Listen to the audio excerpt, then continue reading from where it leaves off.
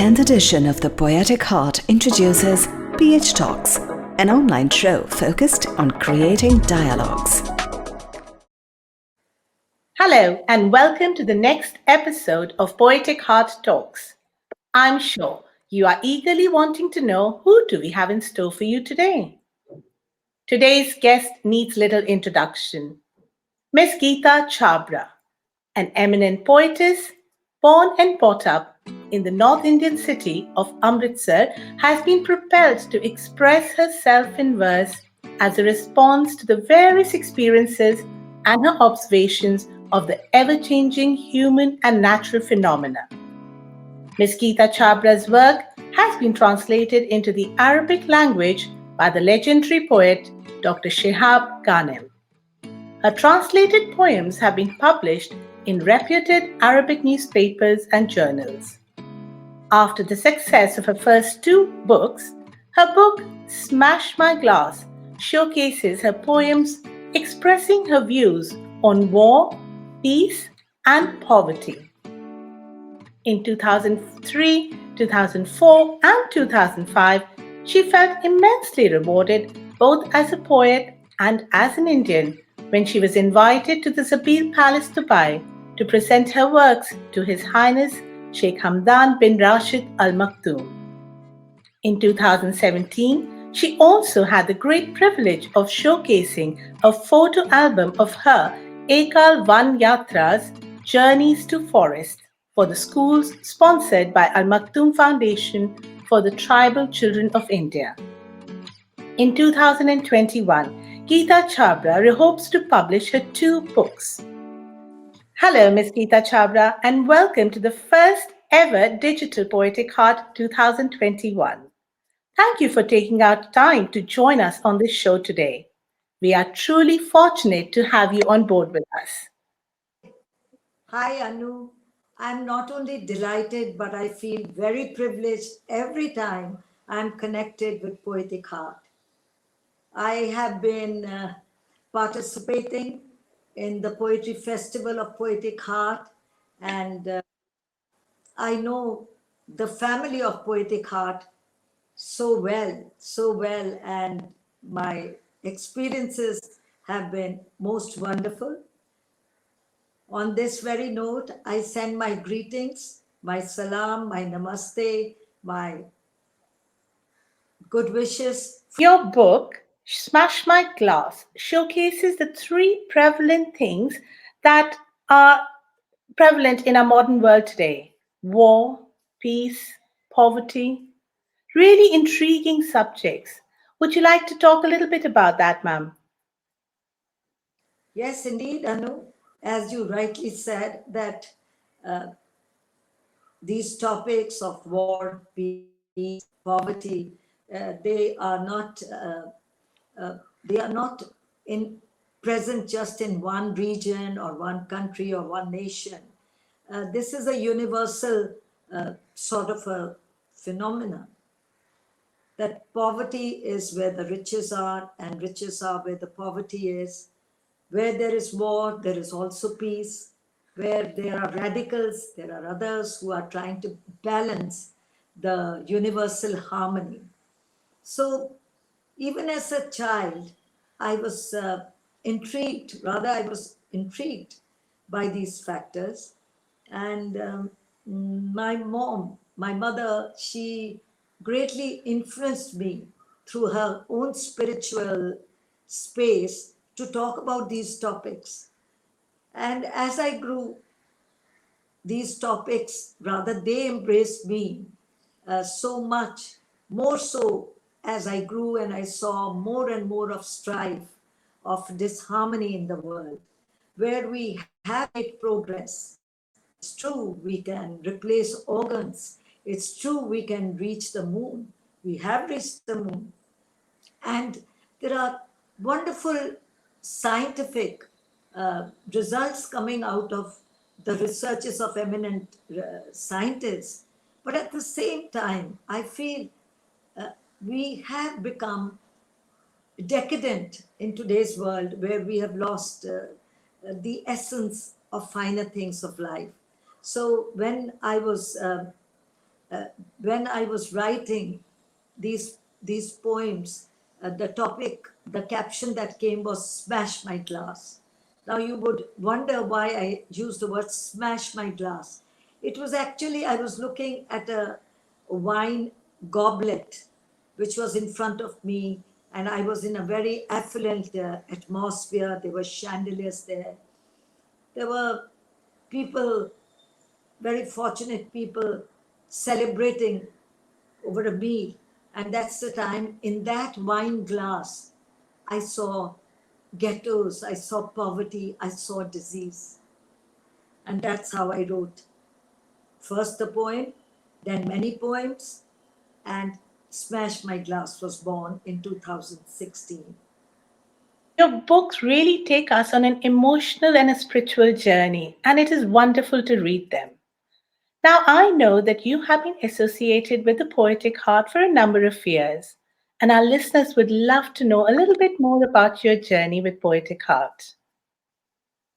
I have been associated with Poetic Heart from around 2014.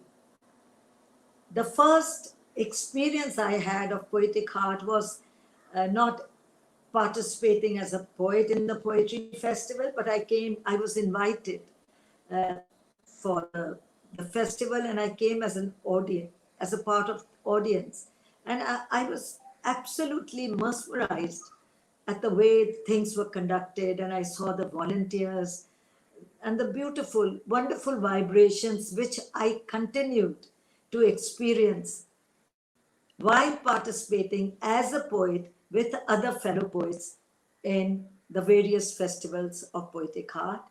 Uh, not only did I contribute my humble work at the festival platform, I was also given a very beautiful task which I love. Poetic Heart has embraced the school children of UAE. They also come and they are very active poets coming from school. So their work was sent, it was assigned to me along with other volunteers. And I had to grade the poetry. And having the background of being a trained teacher, uh, this was an added experience in my life that I could see, and the poems that were presented by the children, I was astounded that is this a child of 13 writing it? Is this a child of standard 7 writing it? Uh, some of them were of very high standard. They were. So I have to congratulate the team of Poetic Heart, the organizers, the head. Here I must mention Dr. Shihab Ghanim's name. He's played a very active role. Dr. Shihab Ghanim has been my mentor, my first mentor after Nissim Iskil in India. Nissim Iskil was my mentor in Mumbai when I began as a poet. And when I came to the UAE, I was very fortunate to meet Dr. Shihab Ghanim, who read my work, and he was very kind to translate. And Dr. Shahab Ghanim's translations into the Arabic from my English first book, An Indian Ode to the Emirates, was born. So I don't know to how many people on this platform I should show my gratitude, but above all to Allah or God or Ishwar. I believe in one God. Thank you, ma'am. It is truly inspiring, and we are so fortunate to have your guidance during the journey of Poetic Heart. Now, I know that you are a multifaceted personality. You have been a blogger since 2012. You manage your family and business responsibilities. And along with that, you work on your passion towards literature and music. How do you manage to strike a balance between these contrasting roles, ma'am? Anu, I think you're being overkind to me. There are people who, there are icons, millions of them in this world. I'm just a speck, the smallest speck in this universe, trying to do what I am. I don't know how well I'm doing my job, but as a mother, as a spouse, as a member of society, all I can say is I believe that that's how I appeal to God. I say it's my role to work hard, but the results are, my Lord, only with you. Whatever you will give me, I will gladly accept and strive to become better. So, well, I can say whatever I'm doing or whatever I did in the past, I've been very fortunate to say that I've enjoyed it all. And did the challenges come in my life? Of course they did. They come in everybody's life. They come in a king's life. They come in a poet's life. They come in every soul who takes birth on earth. I've enjoyed the challenges. I have learned that management is the core. It should be never forgotten about. Time is more precious than money. If we manage our time properly and we lead a balanced life, and when I say balanced life, I definitely mean that we have to do business, we have to do our basic duties, uh, we have to do, and we have to fight challenges. But one thing that I would like to share with you, Anu, and with the audience, esteemed audience, is that it is very important to pay attention to the spiritual aspect in our lives. We must find some time to ponder, go inward, think, think about God in whatever way you want to. I'm not saying you have to do what I'm doing or you have to do what this one is telling me to do. But that spirituality, it becomes like an iron pillar for you. Spirituality becomes a guiding light for you. Uh, these are very basic things. You learn to show gratitude. You learn to uh, forgive yourself, forgive people, and you just move on. So you said, how do I manage my time? I manage by balancing my timetable, because writing is a very sensitive. Uh, it is very sensitive. You have to get into that mood, and once you get off it, because there are some other family duties, business duties, you seem to sever the thread, but you just balance it. I'm sure that's how you are doing it, Anu. That's how great people do it. As I said, I'm just a speck. Thank you, ma'am. Truly inspired by a positive outlook. And I agree, time management is really important. Time is truly precious. But that gets us to the next question. What do you think? 2020, what an unprecedented year that has been. What has been your learnings and experiences as a poet? And what do you really expect from the year ahead? That's a very pertinent question. And I would like to answer it in this way. The, Nobody expected such an unprecedented times.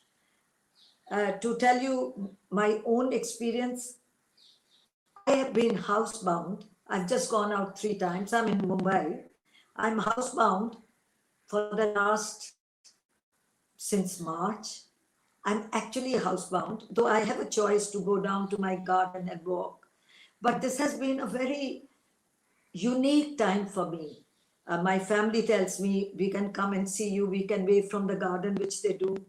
Uh, I can wear a mask and go. I don't suffer from like of fear factor. I'm very fit. Everything is fine. I'm comfortable in my surroundings. But I have virtually been in my house. And what have I done? It gave me a lot of time to do some inner pondering. And 2020 has been challenging for everyone. Something that hit us, we could never imagine. We have had to pinch ourselves to say, is it really happening? Yes, it is. Yeah, we are awake. It's not a bad dream. But it's not only me. I get the feedback that the society, by and large, out of this, you can call it this catastrophe, tragedy, has probably come out better. Probably. We have we know now what it is to have gratitude in our hearts. We know now that with fewer needs, we can manage our lives. We can survive. You and me know we are survivors. Must have seen so many things happening in the year, but we have survived. And that also gives time to go inward. Yes, ma'am, I do agree with you. Gratitude is one of the biggest learnings for 2020. And I hope that in this year of hope, we're all able to be victorious and really be amazing individuals. But as we move on to the 10th edition of Poetic Heart, do you have any message that you'd like to share with our listeners, especially the young budding poets? Anu, my message, first of all, to one and all, would be that we must never give up on life.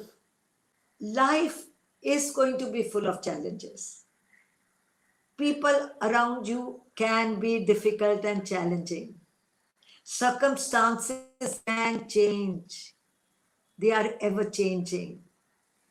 We cannot predict the future, we cannot change our past. So, how are we going to live every moment? My message is, through my own experience, of course, is that there is no time to have regrets on the past. But what we can do from the past is learn from those mistakes. Not cursing ourselves, but making ourselves learn that we are not to make those mistakes again. For the younger people, I will say their times are faster than ours. They are very fortunate that they have the chance to travel, they have the chance of technology, which I didn't have. But at the same time, they are also, in a way, living in a dangerous world because their exposure, if it goes the wrong way, they've had it. So, to the younger people, I will say, please listen to your parents, listen to your grandparents, listen to what they are talking about, old values. Go by your roots, don't destroy your roots. Don't ape other cultures without understanding your own culture. You can embrace other cultures. You must embrace other cultures for universal harmony. You must do that and not be rigid. But your own culture, your own roots, you must never give up. Because then, if I give up my roots, I'm bankrupt. I'm really bankrupt. So that's my message to them. To the elders, it is that let's try to live like role models that our children they look up to us not out of fear and force, but they look up to us because with love, and they are able to experience through their own learning rather than me dictating it and goading it, because I feel that doesn't work. This is my experience as a school teacher, which was brief, and this is my experience as a wife, as a mother, and as a society member. Thank you, ma'am. Remember your roots and try be a role model. And on this encouraging note, we say thank you to Ms. Geeta Chabra, truly humble and warm person. Thank you and goodbye till we meet again at Poetic Heart Talks. Thank you, Anu. Thank you, Poetic Heart. Thank you, all the lovely people who are listening and participating. I wish you all a great new year ahead. And I look forward to being on the same platform once again. Namaskar. Namaste.